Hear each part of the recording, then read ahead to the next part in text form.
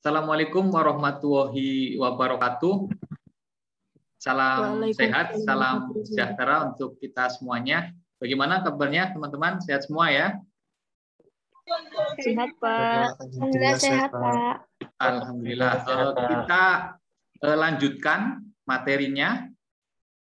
Jadi beberapa pertemuan yang lalu kita sudah membahas tentang sejarah akuntansi syariah, kemudian perkembangan akuntansi syariah di Indonesia, ya, kemudian kita juga belajar kerangka dasar penyusunan dan penyajian laporan keuangan syariah, ya, akuntansi akad mudharabah. Nah, sekarang kita akan membahas tentang akuntansi akad musyarakah. Jadi apa bedanya nanti akuntansi akad musyarakah dengan akuntansi akad mudharabah? Nah, silakan teman-teman, seperti biasa ya, teman-teman bisa perhatikan dulu materi yang saya sampaikan, kemudian nanti ada sesi diskusi. Nah, teman-teman bisa bertanya pada sesi diskusi tersebut. Begitu ya, teman-teman semuanya ya. Oke, kita lanjutkan. Saya mohon izin untuk share screen.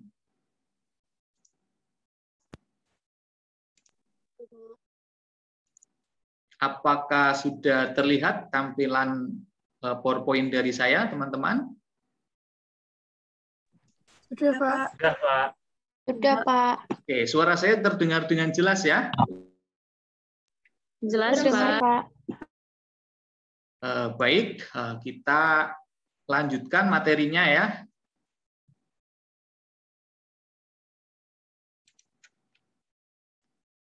Jadi pada kesempatan kali ini kita akan membahas tentang akuntansi akad musyarakah, di mana sebelumnya teman-teman sudah belajar tentang akuntansi akad mudharabah. Nah, nanti di mana letak perbedaan akuntansi akad mudharabah dengan akuntansi akad musyarakah? Nah, tujuan pembelajaran dari mata kuliah kita hari ini ya tentang akuntansi akad musyarakah, mahasiswa diharapkan mampu memahami dan menjelaskan. Yang pertama, definisi dan karakteristik akad musyarakah. Kemudian yang kedua, mahasiswa diharapkan mampu memahami dan menjelaskan jenis-jenis akad musyarakah. Yang ketiga, mahasiswa mampu memahami dan menjelaskan dasar syariah dari akad musyarakah. Yang keempat, bagaimana cara menetapkan nisbah bagi hasil dalam akad musyarakah. Yang kelima, bagaimana perlakuan akuntansi musyarakah, ya, PSAK 106. Nah, di mata kuliah akuntansi akad musyarakah ini kita akan bagi menjadi dua bagian. Ya, bagian pertama kita akan belajar terlebih dahulu tentang definisi dan karakteristik akad musyarakah, kemudian jenis akad musyarakah, dasar syariah dari akad musyarakah, dan bagaimana penetapan nisbah bagi hasil dalam akad musyarakah. Sedangkan untuk bagian kedua atau part kedua, nanti kita akan membahas tentang perlakuan akuntansi akad musyarakah. Gitu ya teman-teman ya.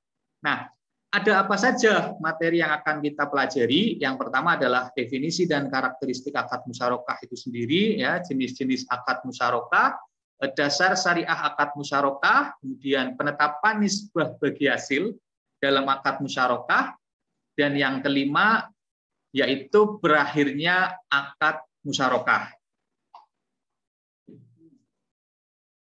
Nah, kita mulai ya teman-teman ya.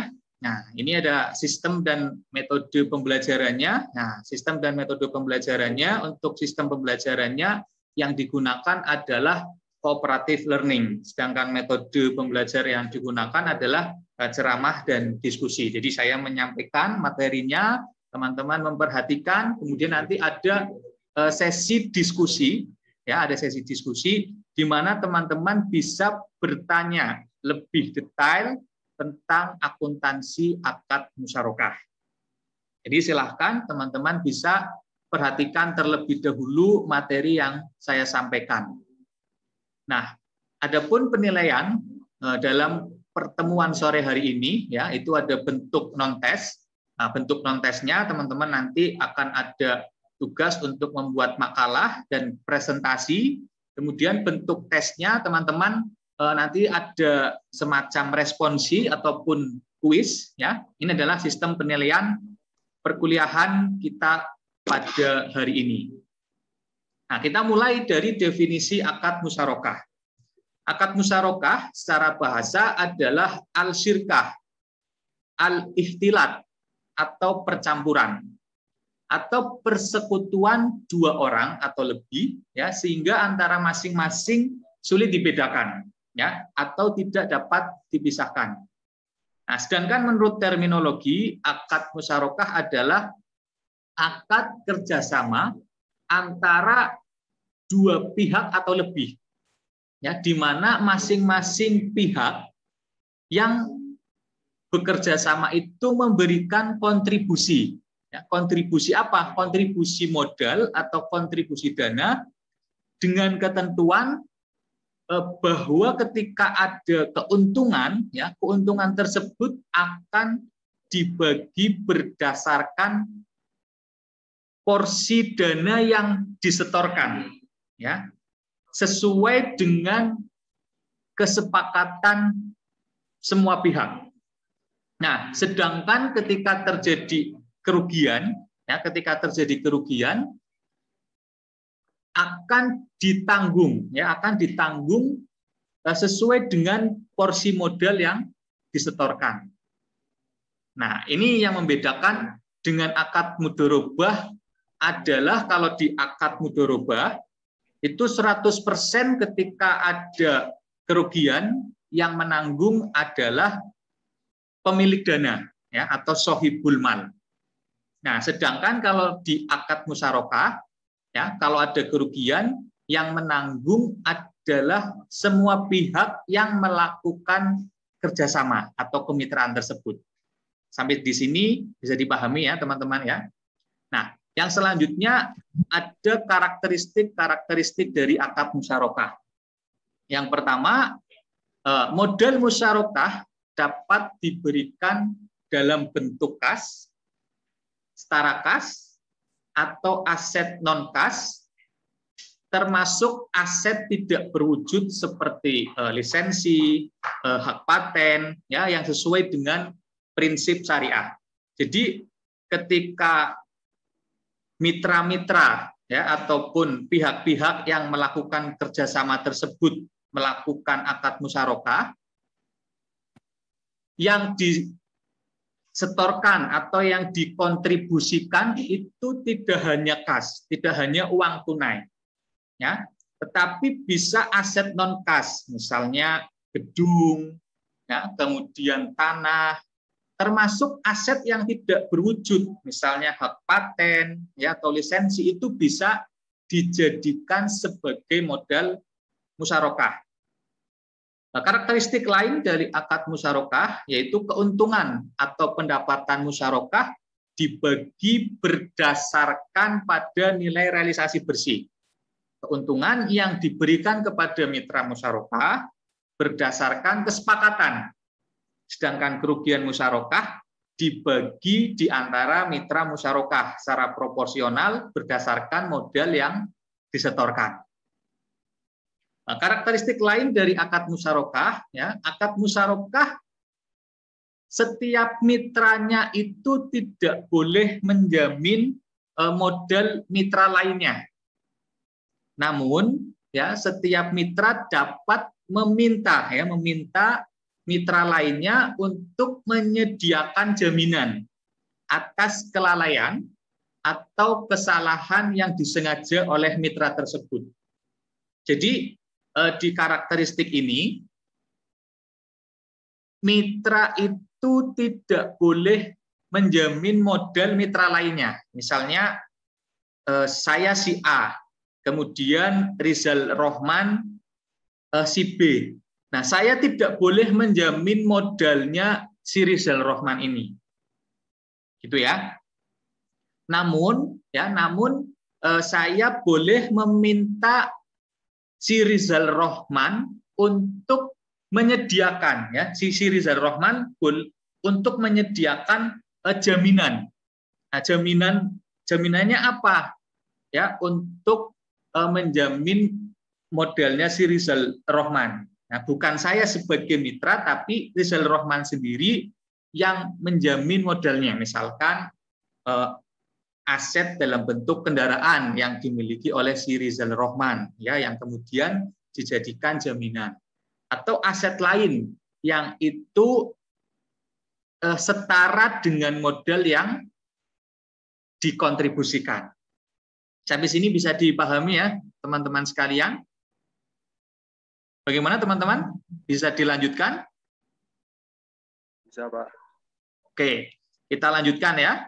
Nah, karakteristik yang selanjutnya dari akad musyarakah adalah akad, ya, perjanjian atau kontrak musyarakah harus mencakup yang pertama, besaran modal dan penggunaannya. Ya, besaran modal dan penggunaannya. Ini yang pertama ya. Tujuan musyarakahnya apa? Jadi melakukan akad musyarakah, ya, melakukan akad musyarakah, tujuan usahanya itu untuk apa? Misalnya untuk usaha pertanian, peternakan, ya, atau konveksi. Jadi besaran modal dan penggunaannya untuk apa itu harus jelas. Selanjutnya dalam akad, dalam perjanjian atau dalam kontrak itu pembagian kerja, ya, pembagian kerja antara mitra satu dengan mitra yang lainnya itu juga harus jelas. Selanjutnya nisbah yang digunakan sebagai pembagian laba, ya, nisbah bagi hasil yang digunakan sebagai dasar pembagian laba. Kemudian bagaimana periode pembagian laba dan lain sebagainya itu harus dituliskan secara rinci dan jelas dalam akad, dalam perjanjian atau dalam kontrak. Gitu ya teman-teman ya. Ini adalah karakteristik akad musyarakah. Nah, apa hikmahnya ketika masyarakat mengimplementasikan akad musyarakah? Nah, hikmah yang pertama adalah ta'awun. Ta'awun itu adalah gotong royong. Harapannya dengan mengimplementasikan akad musyarakah ini akan meningkatkan rasa gotong royong, ya, antara masyarakat. Nah, atau kalau misalkan di perbankan syariah, ya gotong royong antara bank syariah dengan nasabahnya. Gotong royong antara bank syariah dengan karyawan bank syariah. Nah, hikmah akad musyarakah yang kedua adalah menimbulkan ukhuwah atau persaudaraan. Nah, persaudaraan. Jadi kita dianjurkan untuk menjaga persaudaraan, ya, atau silaturahim. Gitu ya. Jadi harapannya dengan mengimplementasikan akad musyarakah ini kita bisa meningkatkan nilai-nilai persaudaraan dalam masyarakat. Nah, kalau sudah gotong royongnya meningkat, persaudaraannya meningkat atau kesetiakawaannya meningkat, ya, kesetiakawanannya meningkat, akan muncul yang namanya keadilan. Jadi kalau akad musyarakah ini diimplementasikan dengan baik, ya, dengan penuh tanggung jawab, akan menimbulkan keadilan. Keadilan untuk siapa? Keadilan untuk semua mitra.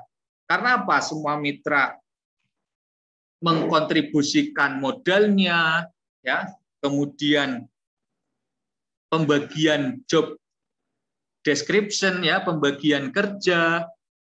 Kalau ada keuntungan dibagi berdasarkan modal yang disetorkan, kalau ada kerugian ditanggung sesuai dengan modal yang disetorkan, maka ini erat dengan apa?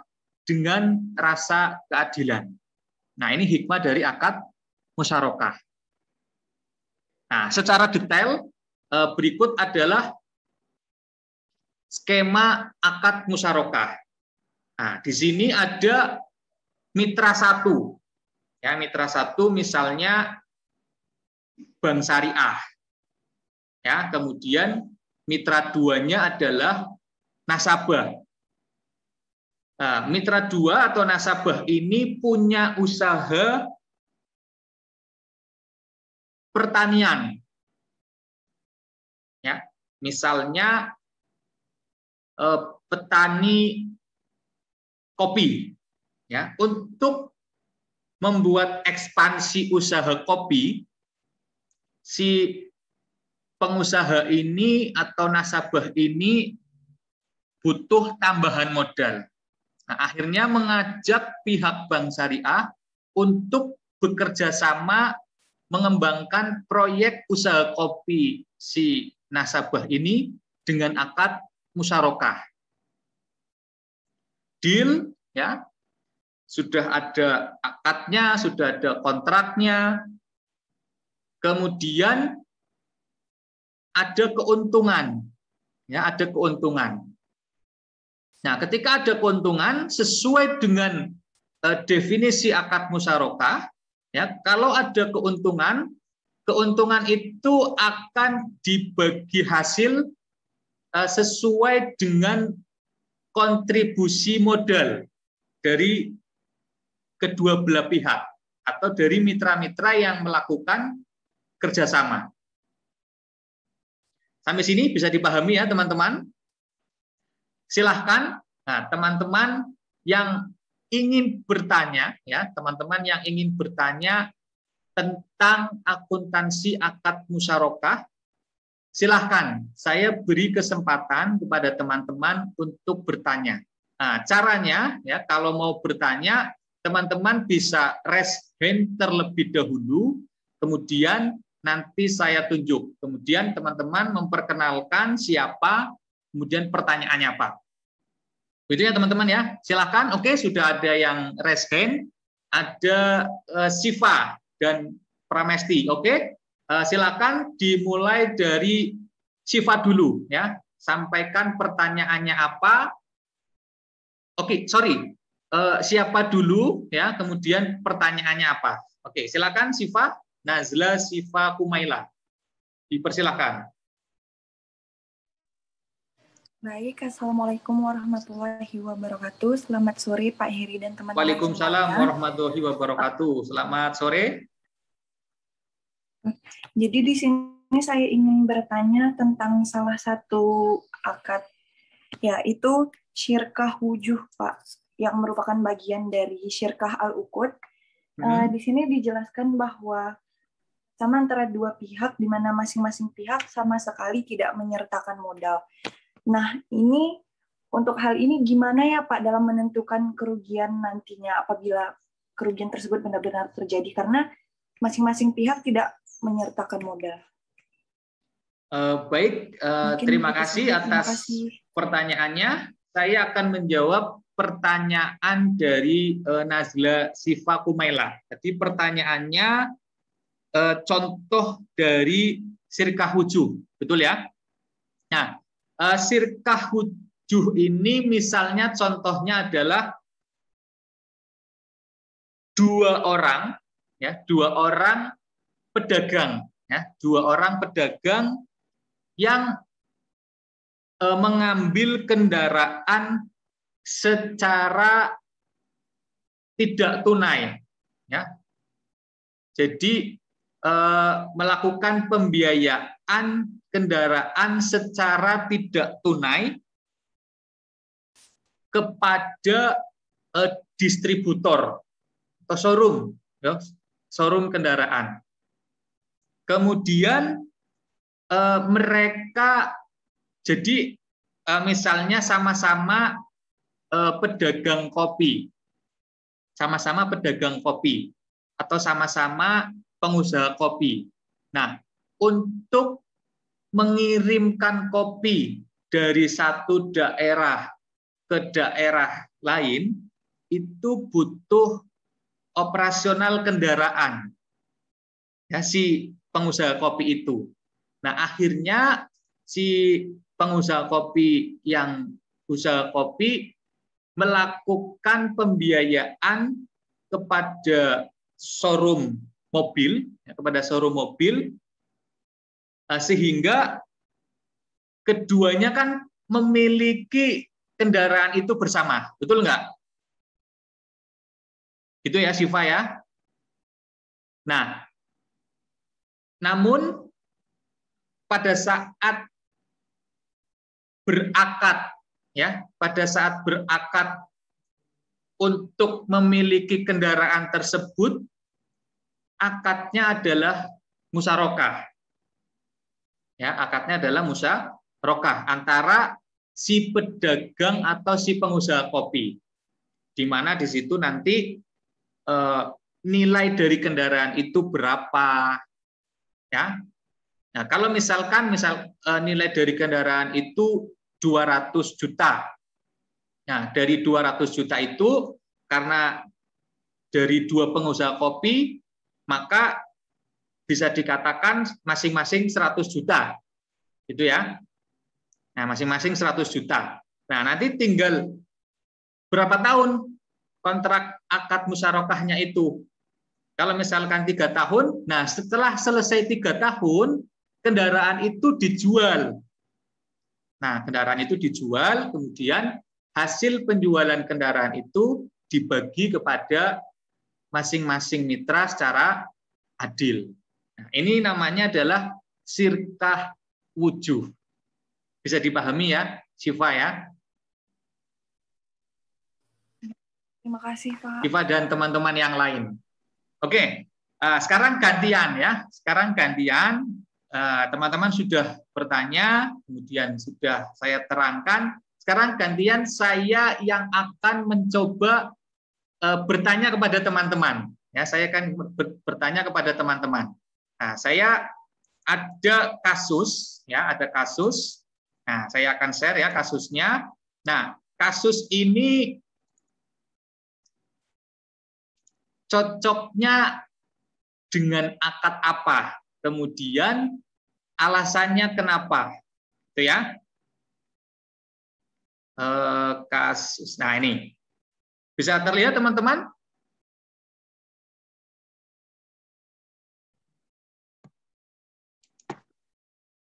Nah, bisa terlihat kasusnya? Bisa, Pak. Oke, nah, jadi kasusnya ada seorang petani ingin mengolah sawah miliknya seluas 4 hektar. Perkiraan pendapatan dari sawahnya adalah 4 ton per hektar. Ia kemudian mengajukan permohonan kepada Bank Syariah untuk pengelolaan sawahnya tersebut. Jika saudara adalah karyawan di Bank Syariah tersebut, produk apa yang akan ditawarkan? Berikan alasan saudara. Oke, dari teman-teman yang hadir pada hari ini, ya, silahkan siapa yang ingin menjawab kasus ini. Silakan teman-teman. Bisa langsung saya Pak, gitu ya. Ada? Ya, yang menjawab kasus ini harusnya menggunakan akad ini, alasannya seperti ini. Silakan. Aditya Yuda. Bagaimana Yuda? Ya, Pak. Gimana? Kamu mau menjawab soal kasus ini?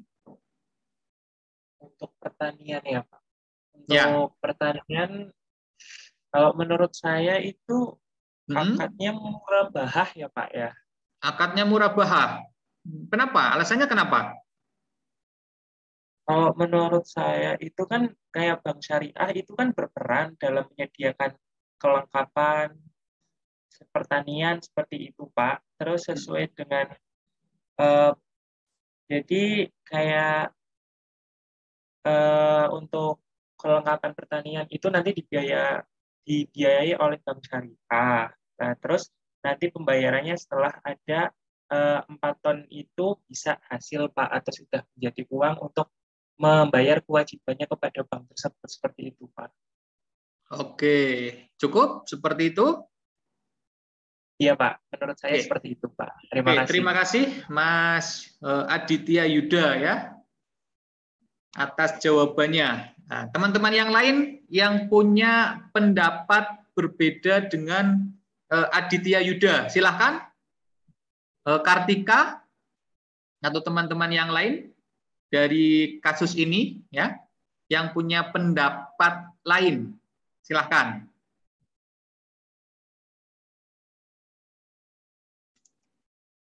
Silakan teman-teman yang punya Mas Rizal Rohman mungkin punya pendapat lain. Halo, Mas Rizal? Oh, Ya, atau Pak. Nisa? Hoirunisa? Yang punya pendapat lain, silahkan.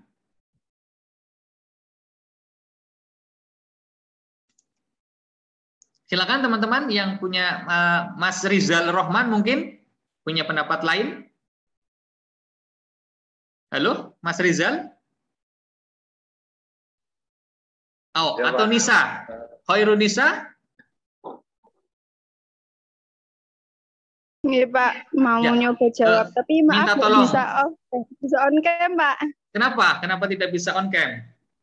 Sinyalnya lagi nggak stabil. Oke, sinyalnya tidak stabil. Oke, silakan Nisa. Iya. Mau nyoba jawab ya Pak ya. Ya, silakan. Menurut pendapat saya itu menggunakan akad ijaroh, karena kan di situ perannya bank itu memberikan sewa atau pinjaman sejumlah uang untuk memberikan sewa tanpa tanpa adanya pemindahan kepemilikan gitu loh Pak. Jadi tetap masih pemilik petani itu, jadi bank hanya memberikan pinjaman seperti itu Pak. Oke, ijaroh ya berarti ya. Dari teman-teman, oke, terima kasih Nisa ya atas jawabannya. Bisa 1 atau 2 lagi ya dari teman-teman, silahkan. Syifa, oke, kalau bisa dipahami, saya rasa cukup untuk part 1 ini ya. Untuk part 2-nya, nah, nanti kita buat ya di lain kesempatan untuk part 2-nya ya. Nah, untuk part 2-nya kita akan membahas tentang perlakuan akuntansi akad musyarakah ya, PSAK 106. Nah, sebelumnya teman-teman nanti bisa baca-baca terlebih dahulu sehingga pada saat perkuliahan teman-teman sudah punya amunisi ya, teman-teman sudah punya amunisi kalau nanti saya menjelaskan, ya teman-teman sudah punya amunisi mana yang akan ditanyakan. Tentunya yang ditanyakan adalah ketika teman-teman belum menemukan jawaban atas hasil belajar teman-teman. Itu ya.